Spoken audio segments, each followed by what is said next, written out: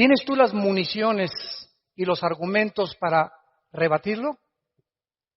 Si te para un mormón y te dice, pues que somos dioses, ¿puedes tú mostrarle algún versículo en la Biblia demostrando la divinidad de Cristo y de que no somos dioses?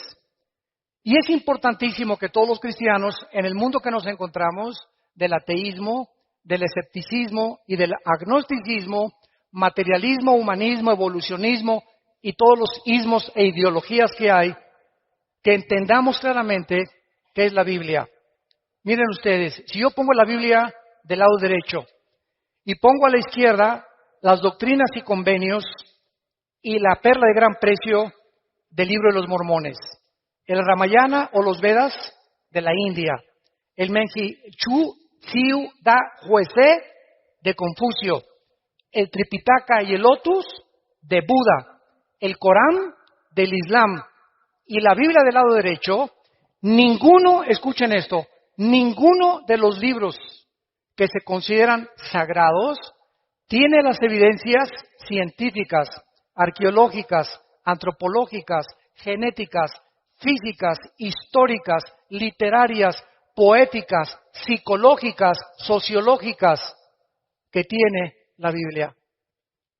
La Biblia es un libro indiscutiblemente singular y no existe en los billones de volúmenes de literatura en el mundo entero algún libro que se le pueda comparar. Actualmente tengo ya 35 años, no de edad, ¿verdad? Ni de convertido, de predicar y dar este mensaje a las naciones del mundo. En estos 35 años, Dios es testigo de que he retado a científicos, ateos, agnósticos, escépticos, físicos, matemáticos, ingenieros, políticos, presidentes, gobernantes, con esta pregunta: ¿alguno de ustedes me puede presentar un libro mejor que la Biblia? En estos 35 años que tengo en el radio, en la televisión, no he encontrado, ni creo que nadie se atreva a decirme, este libro es mejor que la Biblia, porque si lo hiciera, demostraría la ignorancia que tiene de las Sagradas Escrituras, las cuales trato de demostrar en esta mañana. Si nosotros ponemos realmente del lado derecho a Jesucristo y ponemos aquí junto a Mahatma Gandhi, a Confucio, a Buda, al Ramayana, al Maharaji Chachi Kukulachi y a todos los filósofos orientales que se dicen dioses, no hay ningún líder religioso en toda la historia del ser humano que se compare con Jesucristo. Jesucristo volvió locos a los psiquiatras en la cruz. Acabo de ver un reportaje de la Asociación de Psiquiatría de un país sudamericano donde me invitaron, acabo de regresar de Guayaquil, donde fue un grupo de psicólogos los que me invitaron a darles conferencias a psiquiatras y a psicólogos acerca de las evidencias que quiero compartir. Y me decían muchos psiquiatras, las condiciones emocionales y sentimentales y las reacciones de Cristo en la cruz no eran de un ser humano, eran de un Dios. Ningún ser humano bajo esa presión, bajo esas circunstancias y bajo el medio ambiente donde él creció y se desarrolló, podía haber respondido como respondió desde esa cruz. Las palabras que expresó en la cruz y la forma como él vivió. Nadie en la historia pudo tampoco decir, yo soy el camino, yo soy la verdad y yo soy la vida eterna. Cuando yo leí Juan 14:6, porque mi hermano Alejandro fue el que me guió a mí a Cristo con unos misioneros y gracias a él yo soy cristiano, cuando me enseñaron 14:6 de Juan, yo llegué a una conclusión. Ni Buda, ni el Che Guevara, ni Marx, ni Friedrich Nietzsche, ni Jean-Paul Sartre, ni los grandes hombres de Dios que se consideran los iluminados, nunca leí la historia de todos ellos, ha dicho, yo soy el camino, la verdad y la vida. Ahora, todo pudo haber quedado con esas palabras y cualquiera podría decir, bueno, yo también puedo decir de repente que soy Dios, Fue lo que dijo el Dalai Lama en 1992 al Papa Juan Pablo II. Y cuando vi en el periódico que el Dalai Lama le dijo al Papa que él era Dios, le mandé un correo a la Embajada de China preguntándole, ¿nos puede usted anunciar cuándo se va a morir y resucitar? Porque si usted dice que es Dios, usted tiene el control de la vida. Y Jesucristo dijo, es necesario que el hombre, el Hijo del Hombre, sea muerto, perseguido y vituperado, y a los 3 días se levante los muertos. Cuando tomó la última cena, Cristo sabía que era la última cena, que no volvería al otro día volver a comer con sus discípulos. Y así fue como Él les dijo, este pan y esta copa que vamos a beber, no la van a comer ustedes ni a beber hasta que estemos todos juntos en el reino de Dios. Él estaba perfectamente consciente a qué había venido y exactamente el día, la hora, los minutos y los segundos en que le quitarían la vida y la ofrecería para pagar por nuestros pecados. Veamos en primer lugar la evidencia de la singularidad de la Biblia. Apunten ahí número 1, la singularidad. La Biblia fue el primer libro en haber sido escrito en la imprenta de Gutenberg, 1455. El primer libro que se haya impreso en una imprenta fue la Biblia y se llamó la Vulgata Latina, que fue traducida posteriormente por un monje llamado Jerónimo. La Biblia es el libro más vendido, más publicado, más traducido a más idiomas, a más de 4.850 idiomas y dialectos que ningún otro libro jamás en la historia. En 1986 se había traducido la Biblia a 6.700 lenguajes que por los traductores Wycliffe. Y actualmente, si tú buscas, por ejemplo, como me dijo una vez un ateo, Homero escribió la Ilíada y la Odisea, y le dije, cítame los libros de los griegos, la época de oro de los griegos, dime cuándo se escribió el Corán, el Islam, las traducciones de los sumerios, dime lo que tú quieras. De la Biblia hay 13.000 copias manuscritas del Nuevo Testamento, 8.000 de la Vulgata Latina y 1.400 en el original griego y hebreo.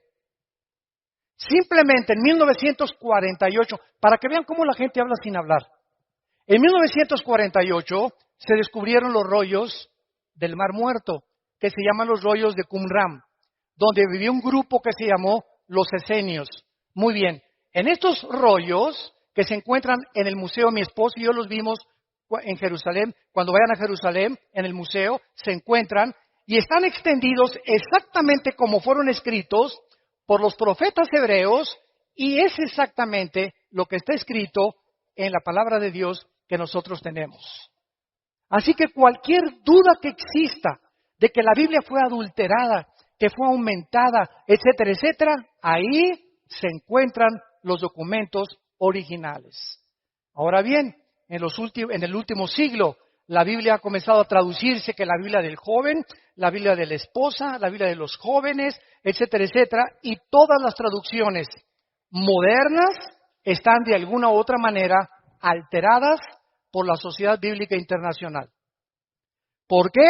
Porque entonces dijeron ellos, no podemos vender la Reina Valera de 1960 ni la King James, que son las mejores traducciones de los textus receptus, o sea, de los textos recibidos originales. No podemos, dijeron ellos, y tenemos que seguir con el negocio, y tenemos que seguir imprimiendo Biblias de color de rosa, moradas, verdes, amarillas, para seguir vendiendo por intereses económicos, desgraciadamente. Entonces, una de las peores versiones que hay se llama la Nueva Versión Internacional, que sustrajeron 26 versículos del Nuevo Testamento. Yo no se lo recomiendo a nadie. Entonces, esto nos muestra claramente, ¿verdad?, el ataque que la Biblia tiene. Por ejemplo, después de su muerte, un hombre que se llamó François Voltaire en 1778, un ateo agnóstico que persiguió a la Biblia y a los cristianos en Francia, dijo lo siguiente antes de morir: la Biblia jamás podrá, después de mi muerte, pasar a la historia y nadie la volverá a publicar. Cuando se murió, la casa de Voltaire se convirtió en la imprenta más grande de Biblia de Europa. Coincidencias del destino. Veamos a continuación su unidad. La Biblia es un compendio de 66 libros. Vean esto, son 66 libros que hacen un solo compendio. Estos 66 libros fueron escritos en 1500 años. En 1500 años. El último libro que se escribió en el siglo I después de Cristo fue el libro del Apocalipsis. Estos 66 libros fueron escritos por más de 40 hombres diferentes. Unos fueron reyes, otros campesinos, pescadores, poetas, granjeros, médicos como Lucas, oficiales del gobierno y ministros de Hacienda como Isaías, etcétera, etcétera. Sin embargo, la grandeza y la peculiaridad y la consistencia que mantienen estos 66 libros es de carácter sobrenatural. Déjenme explicarles. Hace algún tiempo vino a la casa de ustedes un vendedor de enciclopedias. Y pásele, le dije, porque me encanta mucho, siempre me ha gustado mucho la lectura, a ver qué me puede usted ofrecer. Y pues ahí sacó su laptop y ya me mostró las nuevas versiones del Tesoro de la Juventud, Enciclopedia Británica, bla, bla, bla, bla. Y yo le pregunté a este vendedor, ¿cuántos años tienes vendiendo libros? Y me contestó, 30 años. Dije, hijo, toda tu vida la has dedicado a vender libros. Y realmente trae una enciclopedia en su laptop de todos los volúmenes casi más leídos y de más cultura en el mundo. Y le hice una pregunta. Entre estos 30 años que tú tienes vendiendo libros, ¿tendrás por ahí de casualidad 3 libros que se hayan escrito en años diferentes por 3 autores diferentes y que coincidan en su pensamiento? Se metió a su laptop, comenzó a bajar ahí y me dijo después de 20 minutos, señor Alducin, no encuentro tal cosa en la historia de la literatura. Entonces me fui a mi oficina, saqué de mi escritorio la Biblia y le dije, aquí no son 3 libros, son 66 libros escritos por más de 1500 años, por más de 40 hombres, y los 66 libros mantienen del Génesis al Apocalipsis la misma línea, la vida del Hijo de Dios. Desde Génesis 1, escuchen esto, hasta el Apocalipsis, la línea que une a todos los 66 libros es la persona de Jesucristo.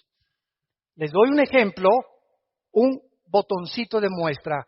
Génesis 1:1 dice así, Bereshit Elohim ha-samayim ha-eretz, en el hebreo, que significa, en el principio, Dios hizo los cielos y la tierra. Muy bien, Génesis 1:1 tiene 7 letras en el original hebreo. Tiene 7 palabras en el original hebreo. El número 7 en la Biblia es el número de la perfección.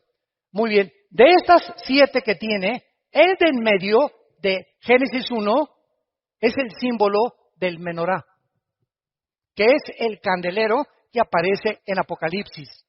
Y si tú te metes en una computadora, como lo hicieron en 1990-95, judíos expertos matemáticos en computación descubrieron que cada 7 letras en el original hebreo aparece el nombre Yeshua, que es Jesús. Y estamos hablando de algo que se escribió hace 4500 años. Por más que hubieran tenido computadoras y hubieran sido genios de la literatura, nadie podía haber acomodado tal fraseología en la Biblia, la palabra de Dios. Ahora veamos a continuación algunas evidencias científicas, señores científicos que nos visitan y los que nos escuchan a través ahorita por el Internet y las redes sociales. En el Génesis capítulo 1, entendemos nosotros que la Biblia es el único libro que nos ofrece cómo fue hecho el universo. Los científicos, óiganlo muy bien si hay estudiantes de universidad aquí o profesionistas, nunca la ciencia jamás podrá darnos la explicación de lo que sucedió en el origen del universo. Porque para que sea científico, tiene que ser repetitivo. Nadie nos podrá explicar de dónde venimos. Y como la ciencia no puede retroceder a millones o miles de años en el pasado, los científicos también especulan, también teorizan, también tienen hipótesis, también son filósofos. Por eso se llama la teoría de la evolución. Y pues cuando tú hablas con un ateo o vas a la universidad y no han leído la Biblia tus maestros, ¿qué les queda para poder explicar de dónde venimos? Y te dicen que tu abuelita fue chita. Que somos el proceso de una selección natural, que los dinosaurios se convierten en conejos, los conejos en changos, los changos en dinosaurios, los leones en pumas, los pumas en perros, los perros en gallinas. Y esto, escuchen esto ni científica ni biológicamente es posible. La biología y las leyes de la física demuestran que es imposible la evolución. ¿Pero por qué? La siguen enseñando en las escuelas a nuestros hijos, porque no tienen otra opción. Y si la tuvieran, tendría que ser la Biblia y tendrían que convertirse a Jesucristo. Y su soberbia intelectual no les permite aceptar las evidencias, aunque ellos ni siquiera se han preocupado en buscarlas delante de Dios. La Biblia dice que el primer día Dios hizo la luz, el segundo día el firmamento, el tercer día la tierra y el mar, el cuarto día el sol, la luna y las estrellas, el quinto día los peces y las aves, y en último lugar, la obra de arte de Dios fuimos nosotros. Porque ni los perros, ni los cocodrilos, ni los changos, ni los conejos, ni las jirafas fueron hechas a imagen y semejanza de Dios. En esto precisamente radica la dignidad del ser humano, que no somos animales, que hay un propósito, que sabemos de dónde venimos, que tiene un propósito en nuestra vida y sabemos a dónde dirigirnos y que después de la muerte seguiremos existiendo por toda la eternidad. Ahora, muchas personas me han preguntado, ¿cómo es posible que el primer día Dios haya hecho la luz cuando hasta el cuarto día apareció el sol, la luna y las estrellas? No. La Biblia se contradice y es imposible que esto haya sido Yahvé. La Biblia no es la palabra de Dios. Espérame tantito. ¿Tú sabes qué es la luz? La luz es un fluido de electrones o un tipo de electromagnetismo. Y la luz hasta el siglo XXI no se ha podido definir claramente con el aspecto científico. Entonces, ¿qué quería decir Dios? Y Dios dijo que sea la luz y fue la luz. La luz es el espectro electromagnético que rodea la Tierra y que hace posible la comunicación entre los seres humanos y los animales. Si nos vamos en un cohete y nos salimos de la Tierra a la Luna, nos tenemos que llevar escafandras, porque allá arriba le puedo decir, ¿verdad? Pancho, ¿me oyes? ¿Por qué? Porque la luz no se transmite en sonidos fuera de la estratosfera. Entonces necesitamos aparatos especiales saliendo de la atmósfera terrestre para poder comunicarnos. ¿Por qué? Porque fuera de la atmósfera no existe el espectro electromagnético. Ahorita se puede grabar mi voz, puedes escuchar música en el radio, se puede transmitir ahorita en CNN o en Fox News lo que está pasando en el Medio Oriente por la televisión, y ahí viene corriendo la imagen desde el Medio Oriente, lo que está pasando a mi televisión en cuestión de segundos, gracias al espectro electromagnético. Y la Biblia tenía razón.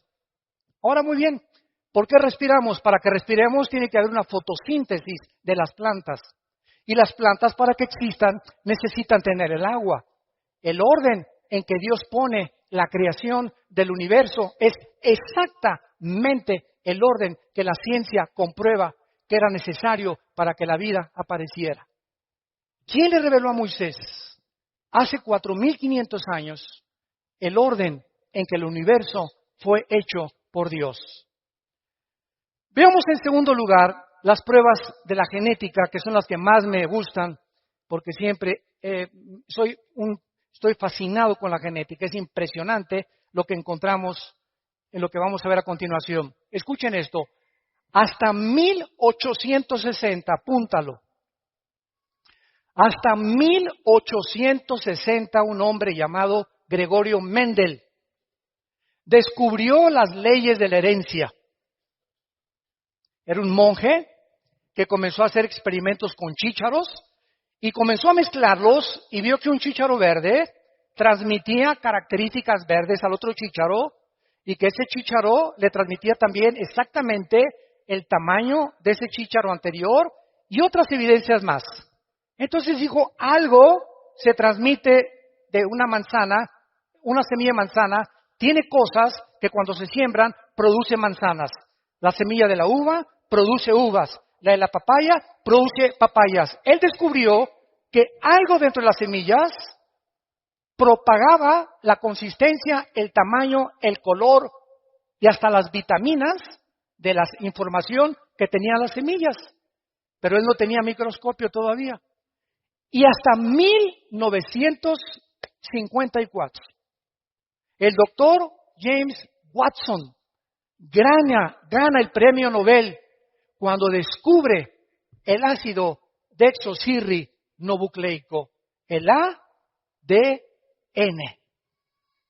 Y este hombre gana el premio Nobel y descubre que en las billones de células que el cuerpo humano contiene, estamos compuestos de billones de células, en cada una de las células contenemos un software.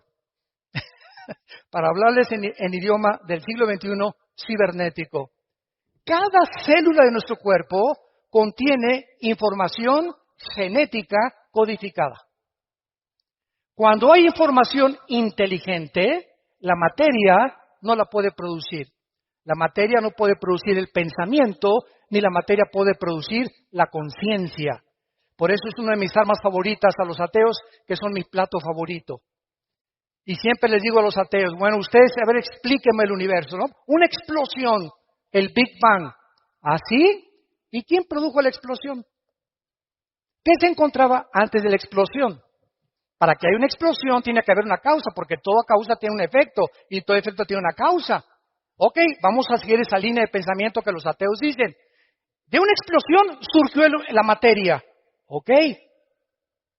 ¿Y la materia produce el pensamiento? ¿La materia produce la conciencia? ¿Es la materia inteligente? Entonces, ¿de dónde vino la conciencia que los seres humanos tenemos, que no tienen los animales, a la que llegaron los griegos? Aristóteles, Sócrates, Demóstenes eran más inteligentes que los ateos del siglo XX, porque los griegos del siglo de 150 antes de Cristo, escuchen lo que dijeron: pienso, luego existo, luego vivo. Vivo, tiene que haber una causa, esta causa no puede estar dentro de mí, esta causa tiene que estar fuera de mí. Yo no sé cómo se llama la fuerza, el poder, un dios o muchos dioses, pero fuera de nosotros no tenemos la causa de nuestra existencia, forzosamente tiene que haber un Dios. Es increíble que la filosofía del siglo XX no haya superado la filosofía del siglo de oro de los griegos. Los griegos, siguiendo una línea de lógica elemental, concluyeron que tiene que haber un Dios, tiene que haber un principio y tiene que haber un final, por la misma lógica del razonamiento que Dios nos ha dado. Ahora bien, cuando nosotros vemos en Génesis 1, versículo 11 y 12, las leyes de la genética, que antes de 1860, estamos hablando casi 5,000 años antes de que se descubrieran las leyes de la herencia, y casi 6,000 años antes que se descubriera las leyes del código genético hereditario o el ADN en 1954 por el doctor Watson y el doctor Crick, que fue una pareja de científicos. Dice así la Biblia: después dijo Dios, Génesis 1, versículo 11, produzca la tierra hierba verde, hierba que dé semilla, árbol de fruto que dé fruto, según su género, que su semilla esté en él, sobre la tierra, y fue así. Produjo pues la tierra hierba verde, hierba que da semilla, según su naturaleza, árbol que da fruto, cuya semilla está en él, según su género, y Dios que era bueno. Versículo 21, y creó Dios los grandes monstruos marinos y todo ser viviente que se mueve, que las aguas produjeron según su género, y toda ave alada según su especie, y vio Dios que era bueno. Cuando nosotros leemos esto en el siglo XXI, otra vez, y la Biblia se adelantó al periódico y a los descubrimientos científicos de mañana en la mañana. La Biblia es más moderna que el periódico de mañana en la mañana. La Biblia ya establecía las leyes de la genética, que una semilla de uva tiene un código genético que determina que cuando se siembre crezca no como plátano, ni como naranja, ni como papaya, sino que crezca con las características de la información que ahí le pusieron el que creó esa semilla. Y además esa semilla trae características antioxidantes para que los seres humanos cuando coman uvas sepan que están tomando antioxidantes. A las semillas de las naranjas tiene un código informativo, un software que Dios les puso para que cuando se siembre den exactamente, según la naranja, las características de la naranja, las vitaminas de la naranja, el color y el tamaño de la naranja, y no plátanos ni papayas. Y cuando Dios hizo al ser humano con espermas del género masculino y a la mujer con cromosomas del género femenino. Y encontramos algo maravilloso, que Dios, les he preguntado esto a mucha gente, ¿quién piensan ustedes que fue primero, el hombre o la mujer? Y todos contestan y voltean a ver a su mamá. Todos aquí, no hay nadie que no haya tenido mamá. No, entonces me contestan, es lógico que Dios haya hecho primero a la mujer. Sin embargo, la Biblia no nos lo explica de esta manera. Y cuando se descubren las leyes de la genética, nos sorprendemos las evidencias científicas, no teorías, con que está avalada y respaldada el registro de la palabra de Dios. ¿Se acuerdan cuando Dios creó a Eva? ¿De dónde la sacó? Muy bien. Primero Dios hace al hombre. Agarra el polvo de la tierra, así de lodo nos hizo a nosotros, varones. Así de lodo a los hombres, ¿verdad? Así toscos, bruscos. Y ya después de que hace a Adán como una estatua, Dios hace esto. Y Adán recibe algo que no recibió Chita, ni los gorilas, ni los rinocerontes, ni los pájaros, ni los perros, ni los gatos. El hombre recibe el aliento directo, infundido de Dios, porque dice Eclesiastés 3:11 que Dios pone desde ese momento la eternidad en el corazón humano. Dios sopla dentro de él algo que era de él, de Dios. Y por eso somos a imagen y semejanza de Dios. Y después de que Dios crea a Adán, pues lo lleva al huerto y lo pone a labrar el huerto y a poder sembrar en el huerto. Trae a todos los animales para que les ponga nombre. Y ya que Adán vio que Chita no podía ser su novia, ni la jirafa, ¿verdad? Ni ninguna leona, ni ninguna tigresa por ahí. Entonces Dios pone a dormir el capítulo 2 del Génesis a Adán y escuchen lo que pasa. Esto es impresionante. Adán duerme y Dios dice en la Biblia que saca una de sus costillas, porque la palabra en el hebreo es selah, que significa costilla. Y de esa costilla, de ese material genético, saca al hombre. Muy bien. El hombre, para que entendamos esto, tiene 2 cromosomas, X y Y. Los que son médicos aquí nos lo pueden confirmar. El hombre tiene X y Y. La mujer tiene 2 cromosomas sexuales XX. La mujer no tiene el cromosoma que determina el género masculino. Cuando mi papá tuvo relaciones con mi mamá, el esperma que ovuló o fertilizó el huevo de mi mamá fue un Y y yo nací varón. Porque si hubiera sido el X, hubiera nacido mujer. Entonces, el cromosoma Y determina el género de los hombres. Y los hombres poseen ese cromosoma que las mujeres no tienen. Las mujeres tienen XX. Muy bien. Si Dios hubiera sacado a la raza humana del material genético de la mujer, la raza humana no se hubiera podido reproducir. Porque precisamente es en los huesos, en la médula de los huesos, donde se produce la sangre.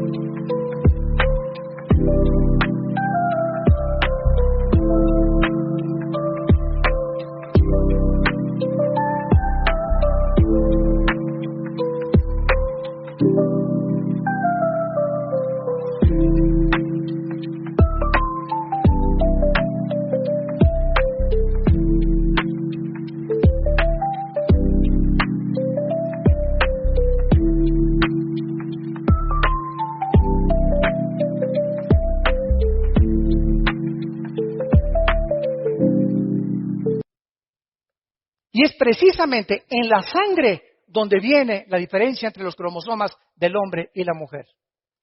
Si vas a un consultorio médico, a los laboratorios del Chopo, por ejemplo, y te hacen un examen de sangre, te dicen si eres hombre o mujer. En la pura sangre nada más. Ahora, pasaron miles de años y se le aparece el ángel a María. Y le dice a María, vas a ser mamá. Y María se espanta. ¿Cómo que si ni a Cancún nos hemos ido? ¿Verdad? ¿Cómo que voy a ser mamá? Espérame tantito, no te me adelantes, y estamos comprometidos, no nos hemos casado. Y además, la ley judía dice que si yo me embarazo antes de casarme, hasta pedradas me pueden matar.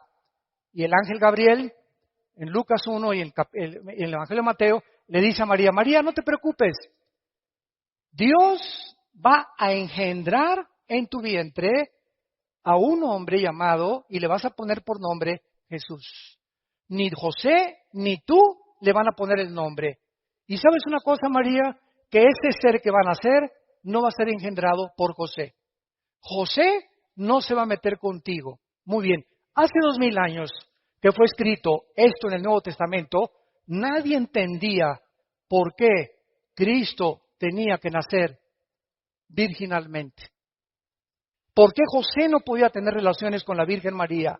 Simplemente porque el cromosoma Y de José venía infectado desde Adán.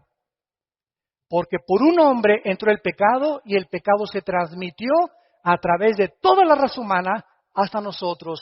Todos los seres humanos, todos sin excepción, desde Adán, hemos nacido infectados por el pecado. Carlos Marx le decía la lucha de clases. Sigmund Freud, el problema del Medio Oriente y la sexualidad infantil. William Shakespeare, el defecto trágico. Y muchos hombres han tratado de por qué el hombre es contradictorio en su comportamiento. ¿Por qué esa conducta autodestructiva con la cual nacemos? ¿Por qué a los niños no les enseñas a portarse mal? Desde que están chiquitos, un niño al año y medio es el más grande dictador de su casa. Un niño al año y medio, a los 2 años, ¿verdad? A los 3 años, no quiero mi juguete, quiero el de Pepito. No se hace eso, niño, no me hace berrinchito.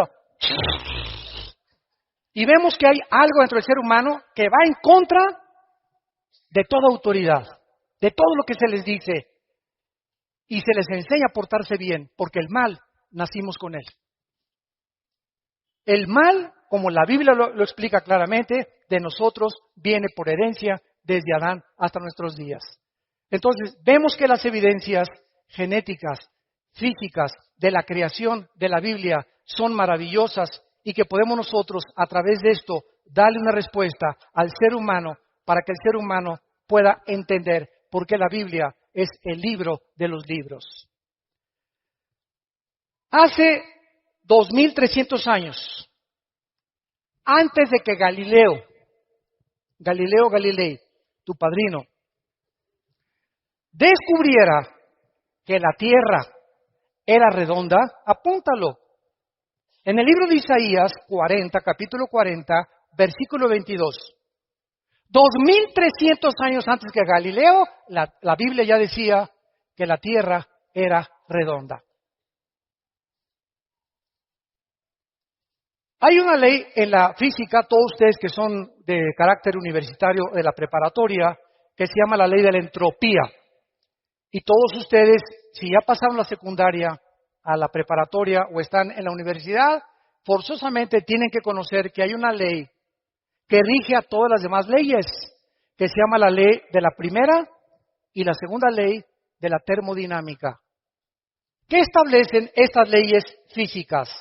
Precisamente que todos los procesos físicos, todos los sistemas ordenados, tienen con el tiempo a desordenarse. Nunca, nunca, nunca del desorden surge el orden. Esto es antifísica, sino que del orden surge el desorden. La evolución enseña que de lo menos vamos a más. Y la Biblia enseña que fuimos coronados como la creación máxima de Dios y estamos como los cangrejos en lugar de evolucionar. Claro que hemos evolucionado tecnológicamente y científicamente como criaturas físicas y como criaturas intelectuales, pero como seres humanos hemos hecho el ridículo.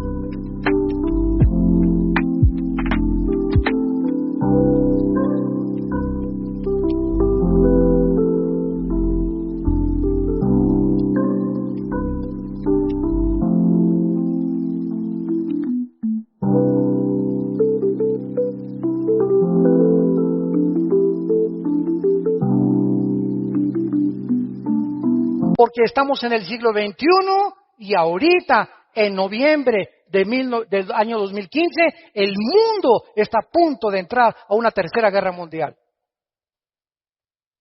¿Dónde está el razonamiento? ¿Por qué no hemos podido vivir en paz? ¿Qué le pasa al ser humano? ¿De qué nos sirvió llegar a la luna? Y los experimentos y los descubrimientos, todo eso ha ensoberbecido al ser humano. Simplemente, profesando ser sabios, se hacen necios. Porque habiendo conocido a Dios, no le quieren glorificar como a Dios, ni le quieren dar gracias. El ser humano está envanecido en sus razonamientos, su corazón ha entenebrecido y nos hemos creído dioses. Y por eso el mundo se encuentra como se encuentra. Por eso Estados Unidos legalizó el aborto en 1973. En junio de este año legalizaron los matrimonios gays, que es el síntoma más grande de descomposición de la familia en el mundo entero y de una nación, porque la nación la forman las familias y las familias forman las naciones. Si la familia se desintegra, la nación no tiene ningún futuro. Y este es el punto al que hemos llegado, porque no hemos querido aceptar a Dios. Antes de que las leyes de la entropía y de la termodinámica se descubrieran en el libro de Hebreos, capítulo 1, la Biblia escribió hace 2000 años la primera y la segunda ley de la termodinámica. Señores astrónomos, astrofísicos y físicos matemáticos que nos están escuchando en este momento. Y eso no te lo enseñan en tu universidad ni en tu escuela. Les da vergüenza reconocer que hay libros que superan los libros de física del siglo XXI del ser humano. Dice Hebreos 1, versículo del 10 en adelante. Y tú, oh Señor, en el principio fundaste la tierra. Los cielos son obra de tus manos. Ellos perecerán, mas tú permaneces. Todos ellos se envejecerán como una vestidura. Como un vestido los envolverás y serán mudados. Pero tú eres el mismo y tus años no acabarán.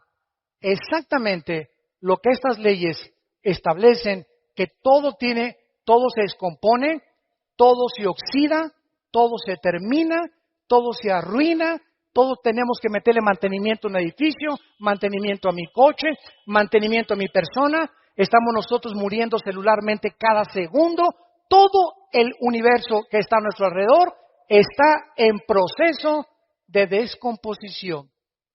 El Sol pierde millones de toneladas masa cada segundo, tal como la Biblia lo anunció hace 2000 años. Los cielos se envejecerán, todo se echará a perder, pero tú, Señor, eres el mismo a través de la historia.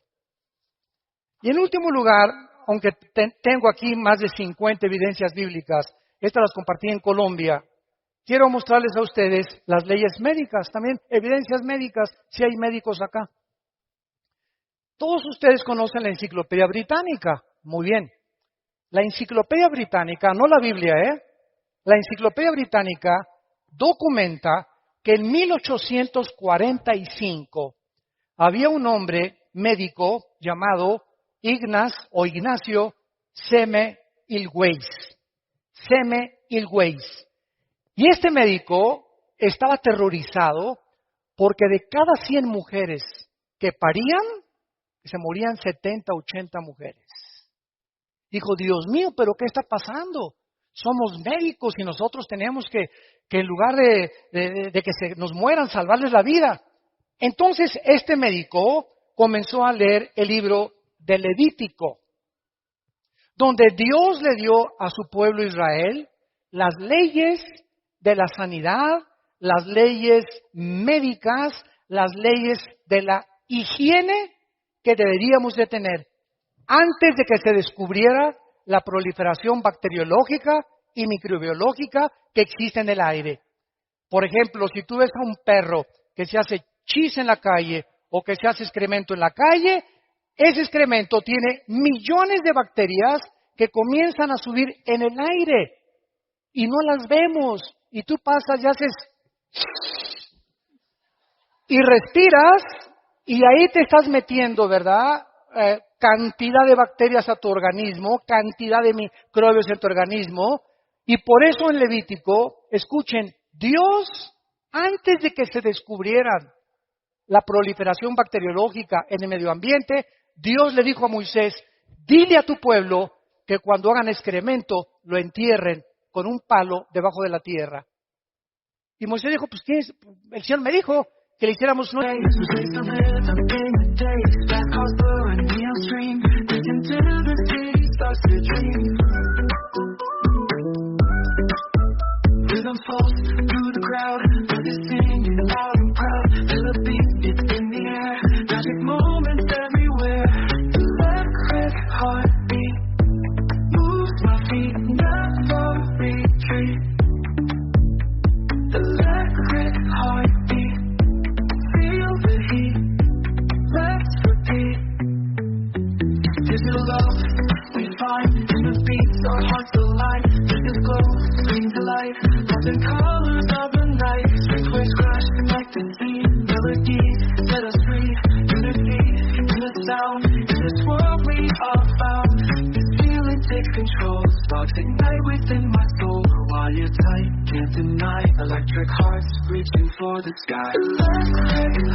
Que lo tapáramos. ¿Y por qué? Pues quién sabe.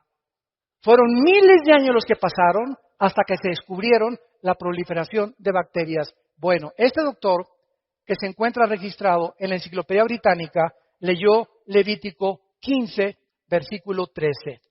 Y ahí descubrió este doctor el secreto de por qué las mujeres se estaban muriendo cuando los médicos las estaban atendiendo en los partos.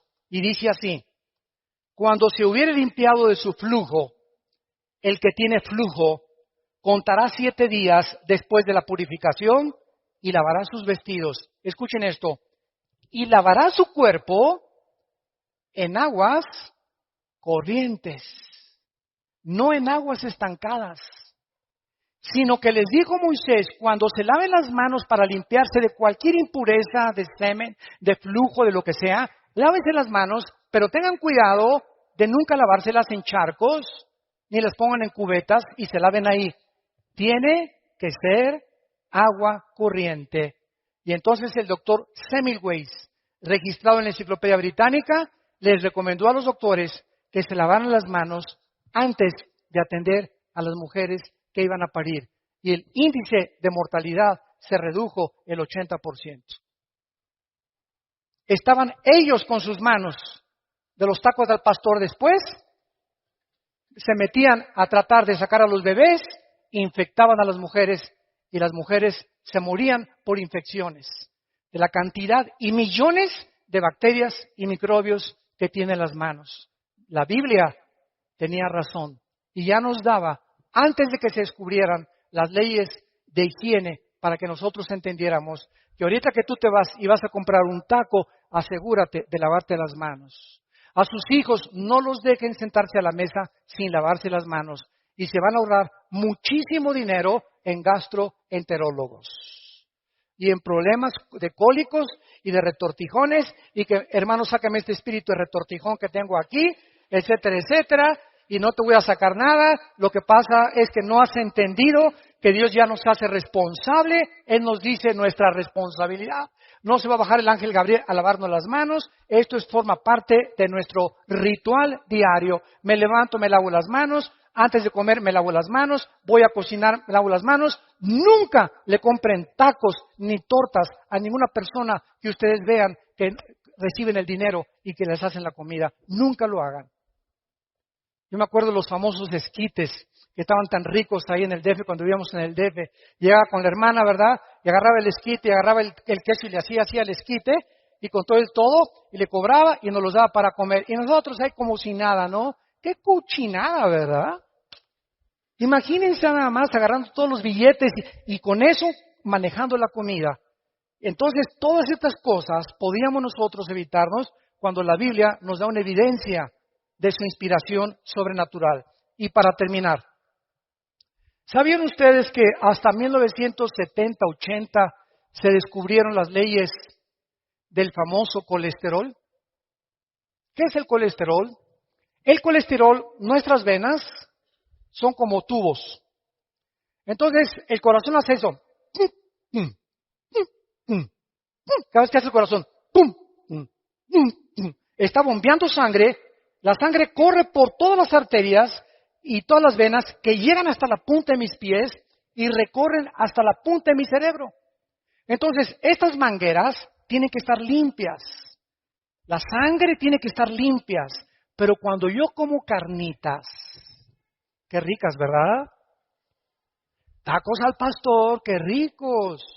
Camarones, qué ricos. Langosta, mucho más. Es la que más colesterol tiene. Y los alimentos que degustamos y que creemos, ¿verdad?, que son buenísimos. Bueno, por ejemplo, un muchacho de 20, 25 años se puede comer 3 tacos al pastor a la semana y su condición física la va a resistir.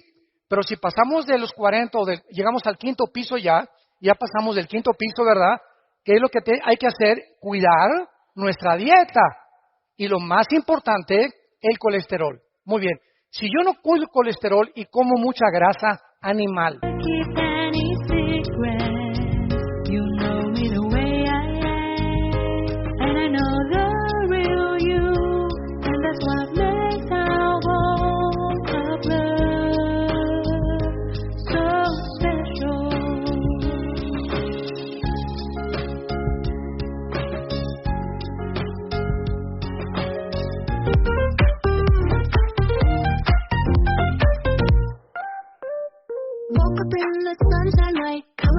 bright, feeling right. Hop in my shoes, run into the day. Sparkles in the air, come play. Laughing and dancing around we go.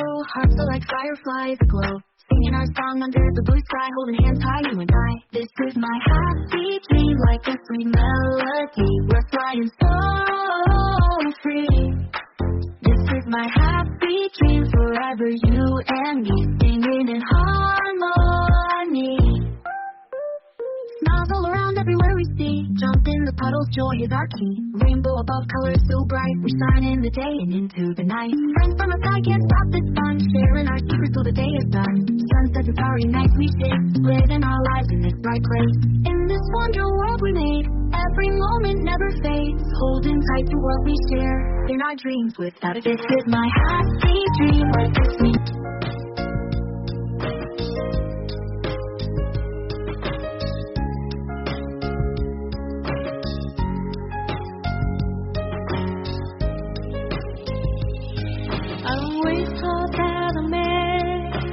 Fall in love with, couldn't still be my best friend. I am glad that it's so it is. I am glad that it's so it is. You are my dearest friend, with whom I have never kept any secret. You know me the way I am, and I know. O mucha carne, por ejemplo, o muchos camarones, o muchas cosas que Dios prohíbe en Levítico capítulo 11, mis venas, la tubería, se comienzan a bloquear. Entonces se aprietan las venas y el corazón hace... Comienza a bombear con más esfuerzo el corazón porque el colesterol está bloqueándome las venas y por eso sobrevienen los ataques cardíacos. De repente tienes 40, 45, 50 años, ¿y qué me pasa? Al hospital y vas para el suelo. Y te hacen un examen de sangre, estás con el colesterol de más de 200 puntos, los triglicéridos más de 300 y la glucosa más de 100 puntos, que son los límites que debemos de tener. ¿Por qué? Porque estamos violando las leyes de la higiene que Dios estableció en su palabra. Todo nos es permitido, mas no todo nos conviene. Según la edad que tengamos, tenemos que tener más cuidado. La Biblia nos recomienda beber por lo menos 2 litros de agua diarios. No de Jamaica, no de horchata, no de durazno, agua. ¿Sabes qué es agua? Agua. Sin nada. Ahora, claro que puede serte tu horchata, lo que tú quieras, ¿no? Pero mínimo 2 litros de agua, agua natural, porque somos más del 80% de nuestro cuerpo está compuesto de agua, más el cerebro. Y el alimento privilegiado para el cerebro y para tener alerta el cerebro es el plátano. Un plátano diario te da el potasio y las características que necesitan tus neuronas del cerebro para que pienses bien y no sigas pensando en el Calimán ni en ricas y famosas. Santos de Dios, tenemos el libro, la palabra profética más segura a la cual haríamos bien en estar atentos. Qué privilegiados somos nosotros los cristianos, de tener un mapa, un GPS, una brújula, que me diga cómo tratar a mi esposa, qué es el matrimonio, cómo debe ser mi noviazgo, cómo debo manejar mis negocios, cómo debo de manejarme la sociedad, cómo debo de pensar, a dónde me dirijo, cómo sacar de mi vida el estrés, la ansiedad fuera de mi vida. No. Confío en Dios, Él es mi Salvador, mi roca, mi castillo. Oh Dios, en ti confiaré, fuera estrés de mi vida. Ahora se ha descubierto que el estrés es la enfermedad que produce el 60% de las dolencias físicas y mentales del ser humano. El estrés. La clínica Rochester en Mayo, la clínica Mayo en Rochester y el Hospital Hopkins en Estados Unidos coordinaron y coincidieron por primera vez el año pasado que el estrés es la enfermedad más grave del ser humano del siglo XXI. España es el país que más pastillas tranquilizantes consume. Es el país donde hay más abortos y donde hay más divorcios en todo el mundo, en España. Y en México no nos quedamos ya para atrás. Cantidad de ustedes están recurriendo a Valium, a Prozac, a tranquilizantes nerviosos para poder funcionar químicamente. y te estás drogando sin que tú te des cuenta. ¿Por qué? Porque no crees que Dios dijo, mi paz les dejo, mi paz les doy. Hace 2000 años el Hijo de Dios nos trae la medicina antes de que la enfermedad surgiera, el estrés. ¿Qué es el problema de la gente estresada? Que no tiene paz. Y si tú no tienes paz, no puedes pensar. Si no tienes paz, no puedes orar. Si no tienes paz, no puedes venir a la Biblia. Porque como Pepita en Comal llegas, ¿verdad? Y el Espíritu Santo te dice, aplácate, sereno moreno primero. Tranquilino pino cocolino. Ya que te calmes, ya que te tranquilices, dice el Espíritu Santo, me podré comunicar a tu espíritu. Pero en el estado en que tú te encuentras, no vas a discernir la voluntad de Dios para tu vida. Por nada estén afanosos, sean conocidas sus problemas con toda oración y súplica en el Espíritu. Y la paz de Cristo, que sobrepasa todo entendimiento, guardará nuestros pensamientos y nuestros corazones en Cristo Jesús. Shalom, que tengan paz.